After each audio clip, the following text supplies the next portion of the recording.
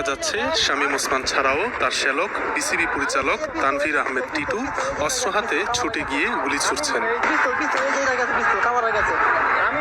পেছন থেকে আরো কয়েকজন অনুসারী গুলি ছুড়তে ছুড়তে সামনে এগোচ্ছেন। প্রকাশ্যে এই গুলিবর্ষণের ভিডিও গত 19 জুলাইয়ের।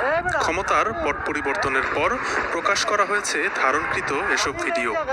প্রকাশিত ভিডিওতে শামীম ওসমানের সাথে অস্ত্র হাতে দেখা গেছে তার শ্যালক তানভীর আহমেদ টিটু, বেআই ফয়াজউদ্দিন লাবলু, বেআইয়ের ছেলে ভিকি এবং একজন নামধারী সাংবাদিক যার দুই হাতে ছিল দুটি অস্ত্র।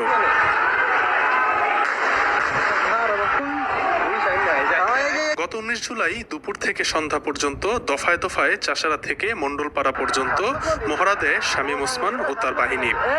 এই দিন আন্দোলনকারীদের লক্ষ্য করে বৃষ্টির মতো গুলি বর্ষণ করা হয়। গুলিবিদ্ধ হয়ে মৃত্যু হয় 6